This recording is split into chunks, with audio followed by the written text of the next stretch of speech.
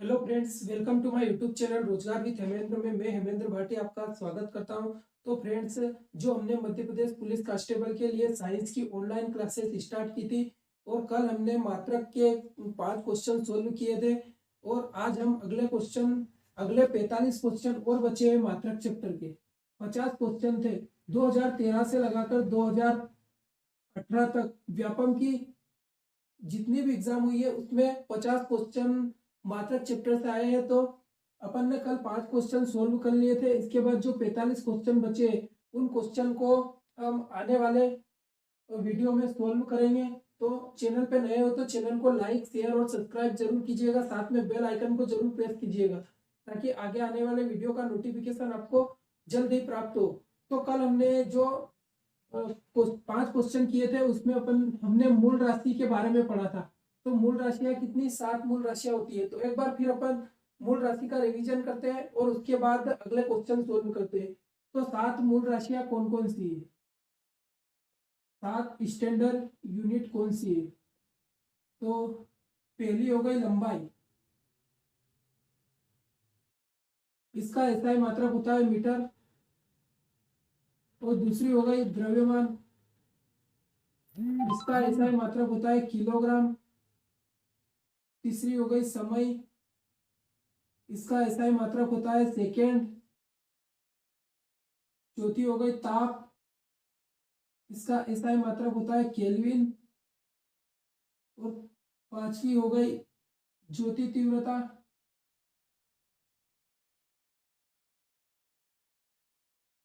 इसका एसआई मात्रक होता है केंडला, जिसे सीडी से दर्शाते हैं।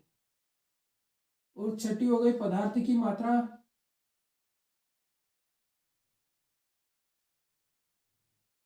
इसका एसआई मात्रक होता है मोल। और सातवीं हो गई, कौन सी बच गई, विद्युत धारा,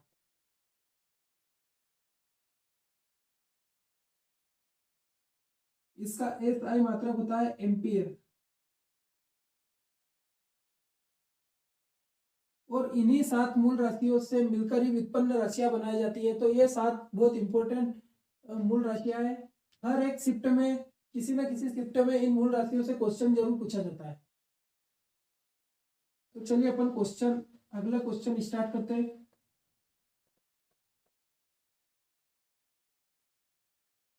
अगला क्वेश्चन है, दूरी की सबसे बड़ी इकाई है। दूरी की सबसे बड़ी इकाई है, दूरी की सबसे बड़ी इकाई,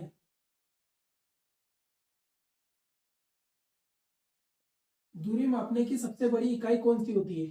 तो दूरी मापने की सबसे बड़ी इकाई होती है पारसेक। दूरी मापने की सबसे बड़ी इकाई होती है पारसेक। तो इसका आंसर आएगा दूरी मापने की सबसे बड़ी इकाई पारसेक होती है।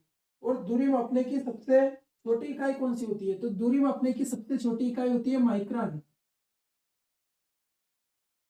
दूरी मापने की सबसे छोटी इकाई माइक्रोन होती है,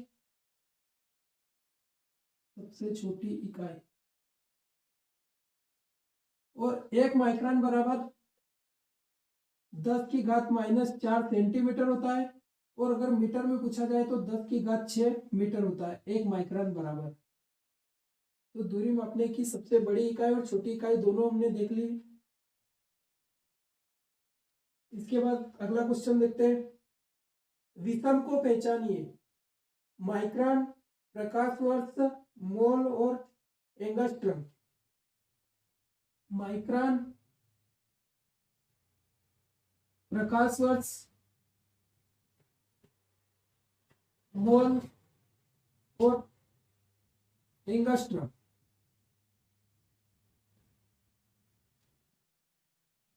तो विषम कौन सा है इसमें से। तो माइक्रोन, माइक्रोन हो गया दूरी मापने की इकाई। इसके बाद प्रकाश वर्ष, ये भी दूरी मापने की इकाई। पिछले वाले लेक्चर में हमने देखा था कि प्रकाश द्वारा निर्वात में 1 वर्ष में चली गई दूरी को 1 प्रकाश वर्ष कहते हैं। 1 प्रकाश वर्ष बराबर होता है 9.46 इंटू 10 की पावर 15 मीटर होता है 1 प्रकाश वर्ष बराबर। और एंगस्ट्रम, एंगस्ट्रम ये भी दूरी मापने की इकाई है। और जो ये मोल है, ये पदार्थ की मात्रा मापने की इकाई है। अभी हमने थोड़ी देर पहले हमने जो मूल राशियां बताई थी उसमें जो सातवीं मूल राशि थी पदार्थ की मात्रा,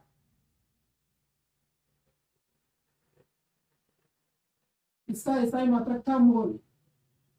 तो पदार्थ की मात्रा मापने की इकाई मोल। तो जो ये पदार्थ की मात्रा मतलब किसी का द्रव्यमान मापने की इकाई है, द्रव्यमान मतलब किसी का वजन मापने की इकाई है। तो इसमें जो विषम है वो आएगा मोल, क्योंकि ये तीनों दूरी मापने की इकाई है और ये किसी की मात्रा या द्रव्यमान मापने की इकाई है। तो इसका आंसर आएगा मोल। तो छठे क्वेश्चन का आंसर आएगा मोल, तीसरा सा नंबर।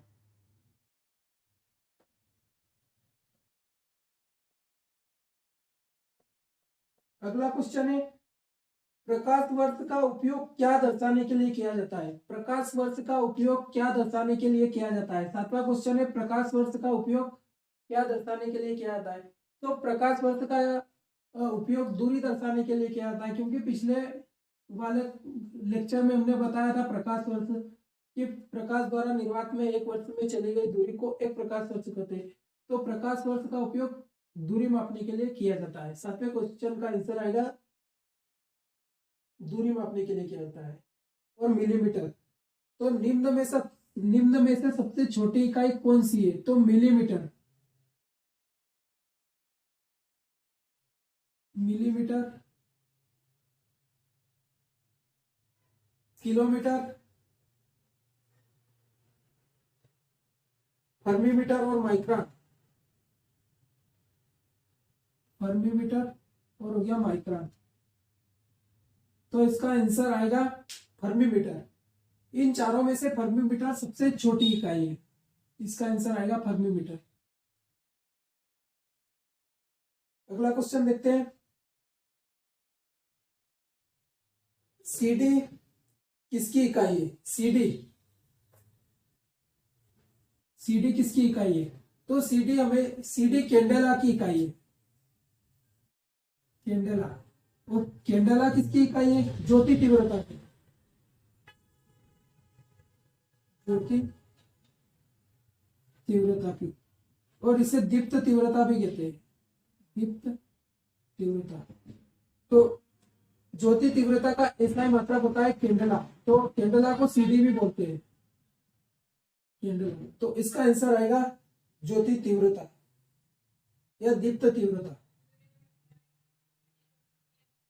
इसके बाद है 10⁻12 के लिए 10⁻12 को क्या लिखते हैं? 10⁻12 को क्या लिखते हैं? मेगा, गीगा और टेरा और पेटा। टेरा और पेटा। तो 10⁻12 को के लिए पूर्व लग्न है, तो इसका आंसर आएगा टेरा। 10⁻12 को टेरा बोला जाता है। 10⁻12 को टेरा बोला जाता है। इसके बाद 10⁻15 को बोला जाता है पेटाबाइट। और 10⁻6 को बोला जाता है मेगाबाइट। और 10⁻9 को बोला जाता है गीगाबाइट।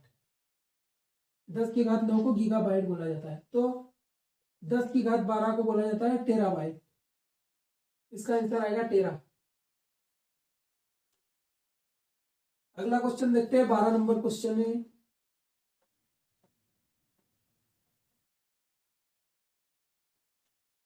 अगला क्वेश्चन देखते हैं, निम्नलिखित में से कौन सा मानक इकाई नहीं है? निम्न में से कौन सी मानक इकाई नहीं है? मीटर, सेकेंड, किलोग्राम और लीटर।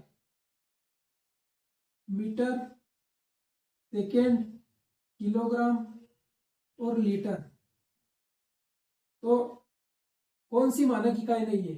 तो समय का एसआई मात्रक होता है सेकेंड, द्रव्यमान का एसआई मात्रक होता है किलोग्राम, और लंबाई का एसआई मात्रक होता है मीटर। लेकिन लीटर किसी का एसआई मात्रक नहीं होता है। यह लीटर मूल राशि में नहीं आता है। तो इसका आंसर आएगा निम्न में से कौन सी मानक इकाई नहीं है? तो लीटर मानक इकाई नहीं है, इसका आंसर आएगा लीटर।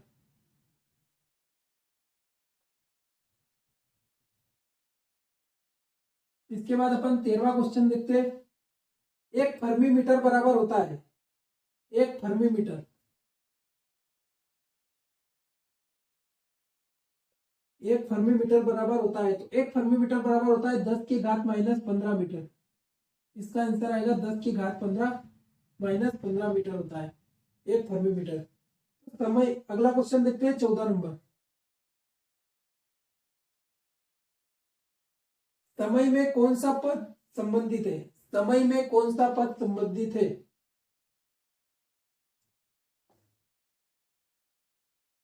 समय के लिए कौन सा पद संबंधित है? प्रकाश वर्ष,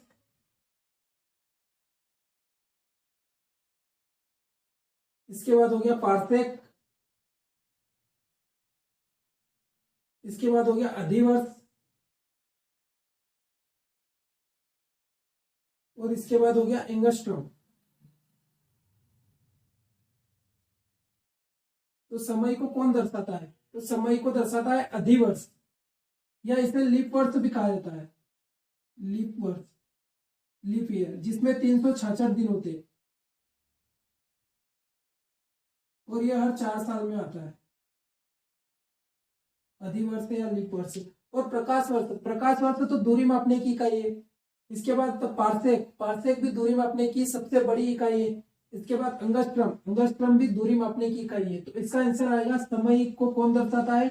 तो समय को अधिवर्ष या लीप वर्ष दर्शाता है, लीप ईयर दर्शाता है।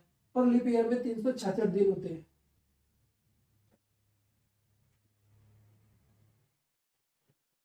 अगला क्वेश्चन देखते हैं। त्वरण की कौन सी इकाई सही है? त्वरण की कौन सी इकाई सही है? 16 नंबर क्वेश्चन है, त्वरण की कौन सी इकाई सही है? मीटर पर सेकेंड, मीटर सेकेंड, मीटर पर सेकेंड स्क्वायर, मीटर पर सेकेंड स्क्वायर हो गया। इसके बाद इनमें से कोई नहीं, इनमें से कोई नहीं। तो त्वरण क्या होता है? तो वेग में परिवर्तन की दर को त्वरण कहते हैं, वेग में परिवर्तन की दर को त्वरण कहते हैं। तो त्वरण का फॉर्मूला देखते हैं अपन, पहले बल का देखते हैं। बल बराबर होता है द्रव्यमान गुणित त्वरण, द्रव्यमान गुणित त्वरण। तो अपन त्वरण का फार्मूला निकाल लेते हैं।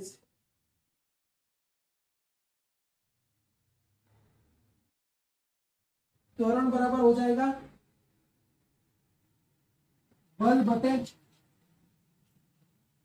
द्रव्यमान। और बल का विमीय सूत्र क्या है? बल का विमीय सूत्र है mLT-2 और द्रव्यमान का विमीय सूत्र है m। m से m कैंसिल हो जाएगा, तो क्या बचा? LT, LT स्क्वायर बचा है।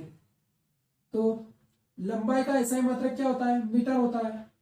और t टाइम मतलब समय का एसआई मात्रक क्या होता है? सेकेंड होता है। और स्क्वायर, तो इसका आंसर आएगा मीटर पर सेकेंड स्क्वायर, मीटर पर सेकेंड स्क्वायर, मीटर पर सेकेंड स्क्वायर। इसका 16 का आंसर आएगा मीटर पर सेकेंड स्क्वायर। तो अगला क्वेश्चन देखते हैं अपन, 17 नंबर क्वेश्चन है।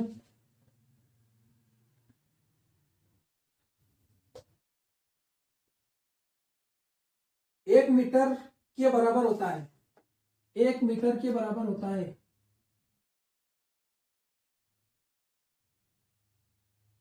एक मीटर के बराबर होता है।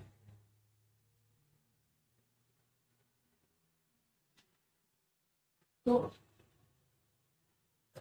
एक मीटर होता है 10 की घात 6 माइक्रोन के बराबर।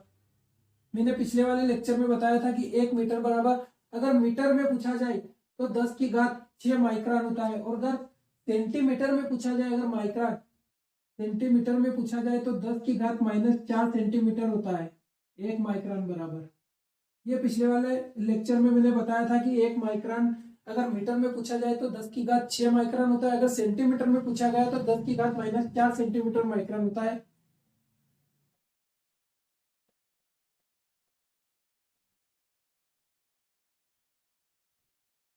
इसके बाद 18 नंबर क्वेश्चन देखते हैं अपन कि एक अंगस्ट्रम बराबर है,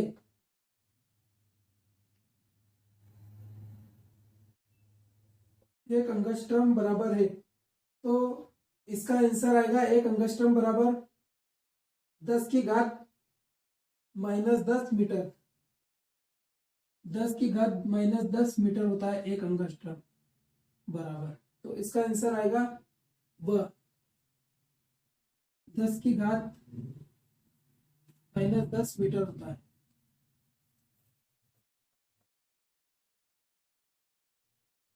इसके बाद 19वां क्वेश्चन देखते हैं, एक क्विंटल किसके बराबर होता है। तो एक क्विंटल किसके बराबर होता है, एक क्विंटल होता है 100 किलोग्राम के बराबर। 100 किलोग्राम बराबर होता है एक क्विंटल, तो इसका आंसर आएगा सर, एक क्विंटल बराबर 100 किलोग्राम होता है। ये तो बिल्कुल सिंपल क्वेश्चन है। अगला क्वेश्चन देखते हैं अपन, 20वां क्वेश्चन, पदार्थ की मात्रा किसमें मापी जाती है। जो पदार्थ की मात्रा किसमें मापी जाती है, किलोग्राम, मोल, ग्राम और मिलीग्राम।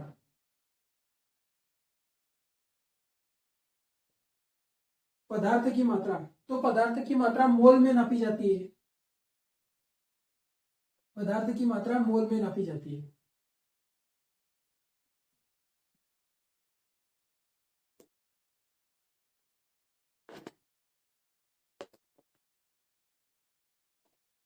तो यार जी क्या